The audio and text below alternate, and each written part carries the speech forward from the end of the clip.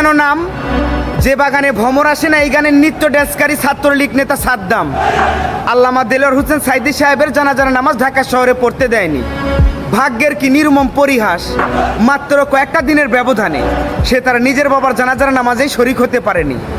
আল্লামা দেলোয়ার হোসেন সাইদী সাহেবকে যারা মিথ্যে অপবাদ দিয়ে রাজাকার বলে জেলখানায় বন্দি করে বছরের পর বছর নির্যাতন করে অতঃপর মেরে ফেলেছে, তাদের প্রত্যেককেই শাস্তি দেওয়া হবে।